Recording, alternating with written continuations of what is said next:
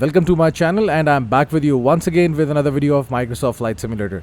In this video today I'm going to show you how to auto-land the Fenix Airbus A320. This feature is not there in the fly-by-wire Airbus A320 Neo. It is still in the development phase. Hopefully soon it will be available to everybody. But right now if you have the Fenix Airbus A320, you can experiment the Autoland, and you will see that it works perfectly alright. You can use it. Today in this video I'm going to show you how to do an auto landing with the Fenix Airbus A320. Right now I'm on a very short flight from Lahore to Islamabad. It's roughly a 45 minutes flight, and I am in the climb mode, climbing to 25,000 feet right now, passing the 14,000 feet mark, and everything is good so far. It was cloudy in Lahore, and I think it's also cloudy in Islamabad because it's been raining all day long today, and for the next 10 days there is a forecast for the rain. Autoland is used by the pilots once the visibility is really low. They cannot visually see the runway, so you can use the Autoland option at the category 3 ILS landing if the category 3 is available at the runway. The Islamabad International Airport is equipped with ILS and category 3, so I'm going to perform this approach and landing. But first of all, need to do few things over here in the MCDU, which is the multifunction control and display unit. So first of all, let's go to performance, and let's go to next phase, and to this page, approach. Let's enter this information, the QNH, the barometric pressure for Islamabad. This information is actually required for the landing, so that's why I will be getting this information from the electronic flight bag. 1007 is the QNH, so 1007. Now the temperature, and the temperature is 24 degrees, so let's enter the temperature right now. And the wind is already there. Transition altitude is coming, the final approach speed as per the flaps, and now the decision height, this is 1947. If you have an experience of flying the Airbus A320 and plus other planes, you will know how to read the approach plates. I'm going to access them right now through the AFB.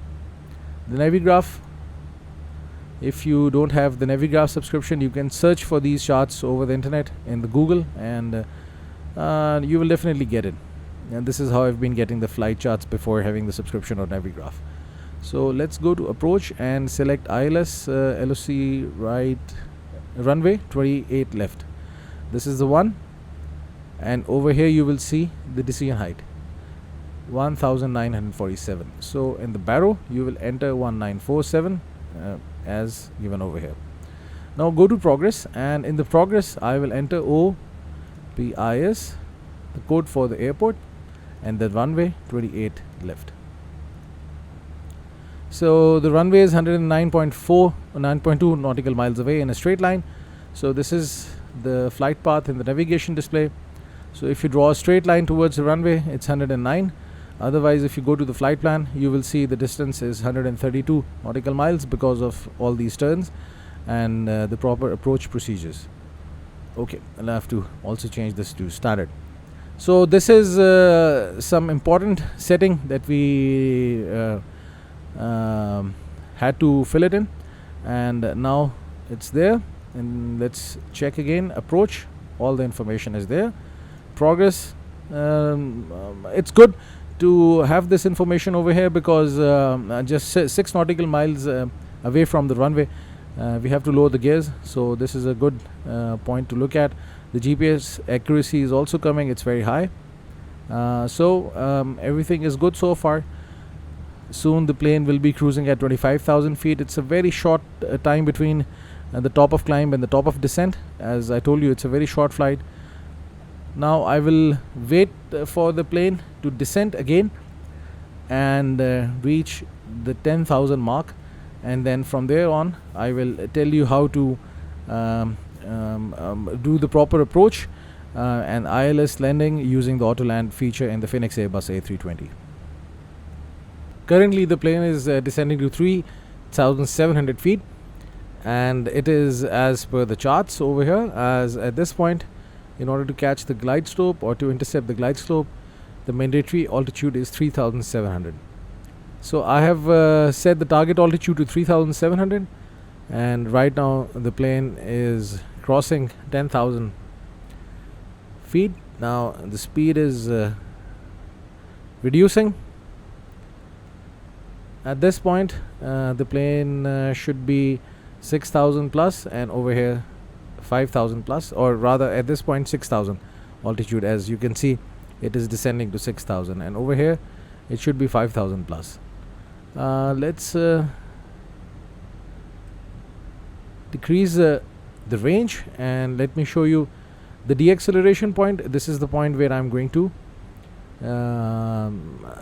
activate the approach phase just before this, and this is the point where I'm going to intercept the glide slope at 3,700.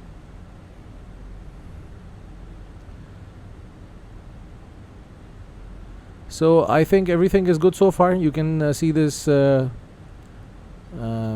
deviation green dot, which is showing you the deviation from the descent profile. It is as per the descent profile. If you go into the progress, you can see that there is no deviation, or very little, +1 or +2, which is very minimal vertical deviation.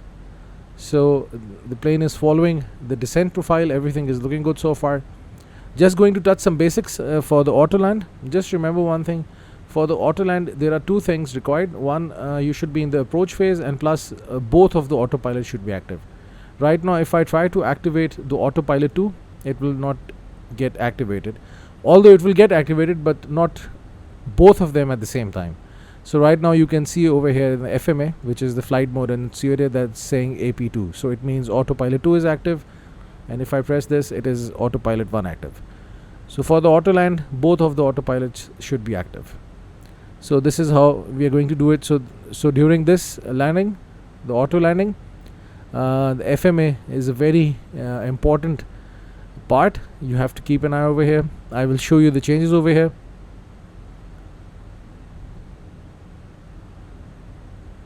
Now the plane is at 6,800 feet. Will be soon passing ISDO, then BTR 108, then a left turn, then I will activate the approach. This is the green dot speed.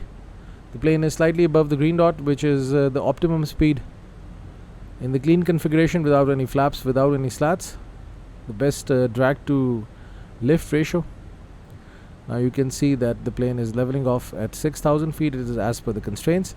As I am descending in a managed mode, that's why it is following all the constraints. It's not an open descent. Speed is managed by the autopilot, the heading is managed by the autopilot, and plus the altitude, and it is following all the constraints.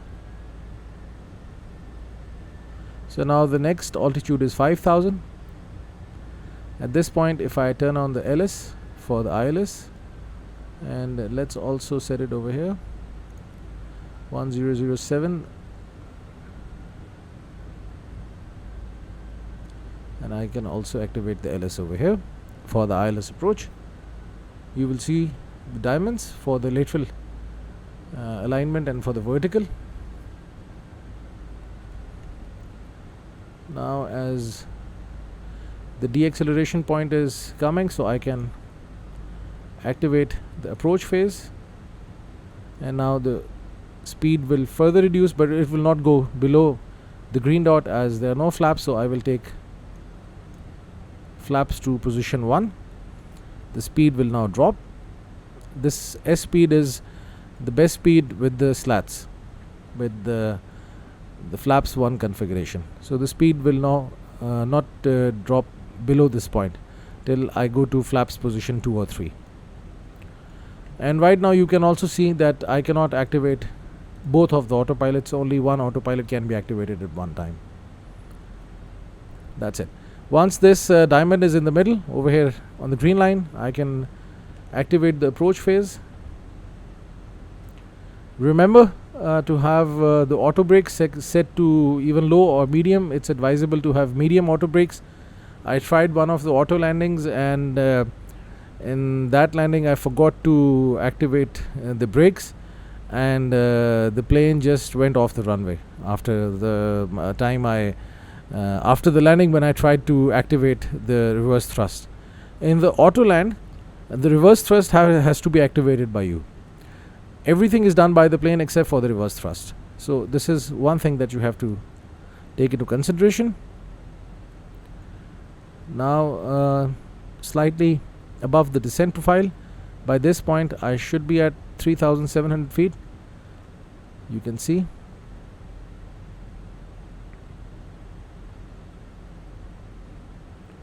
And this is the final descent point. And this is the runway. So how far is the runway? If I look at the progress, it's 9.6 nautical miles away. I can activate the ground spoilers, further reduce the speed by taking the flaps to position 2.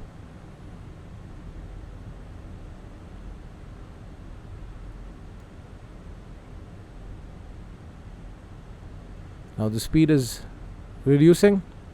2,500.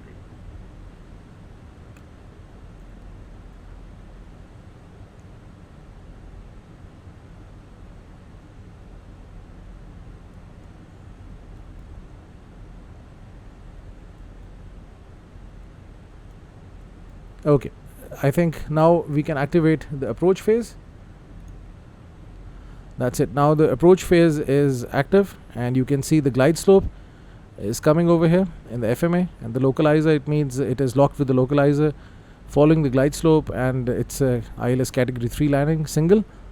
And once I press autopilot 2, now you can see both the autopilots are active at the same time, and over here AP1 plus 2 it's coming, and cat 3 instead of single, it's now dual, which means that both of the autopilots are active.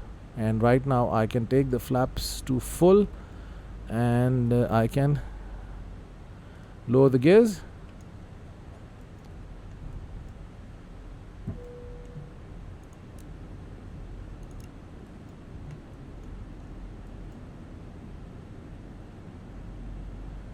Now everything is good. Now you're actually plane, and the autopilot is in the Autoland position.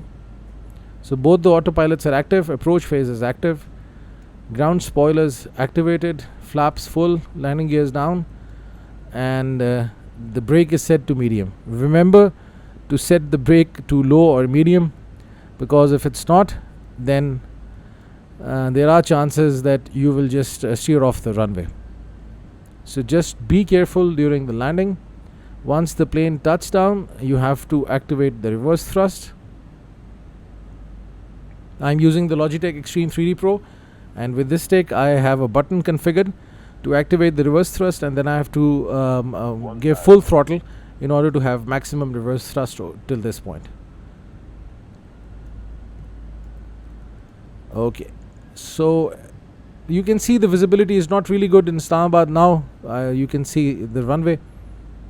So it's a very good example, and you can see it right now, that although this is slightly a better visibility, but in rather very low visibility, when still the runway is not clear at this point, then Autoland is a very good option. So you can see over here the flight warning system, flaps full, everything is good. Always remember to keep an eye on the flight warning system. Now at the 500 point, you can see land is coming, so it means the Autoland is active. And just right, I think Minimum. this is the minimum point from where we can decide to go around. 100. And now you can see flare. 50, Just yes, 40, at 50 30, 20, the autopilot has 10, done the down. flare. And here's the touchdown. Now I will activate the reverse thrust.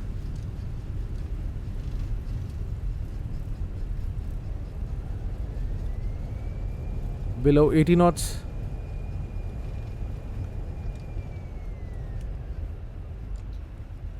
And that's it. So it was the magic of the Autoland. I hope this was a good video, and I've tried to keep it very short to the point so that you guys should know how to land the plane on Autoland, Fenix Airbus A320. It's been almost a month I've purchased this plane, and honestly speaking, after buying this plane, I've gotten a chance to learn a lot about the Airbus A320 because it's a very nice steady level plane. If you have got any questions, the comment section is there for you. You can ask the questions. I try to answer all the questions in time, but if there is a delay, kindly excuse me for that. If you've got any comments or any feedback, or do you want to add anything to this video, the comment section is there for you. Thank you very much for staying with me. Hope to see you soon.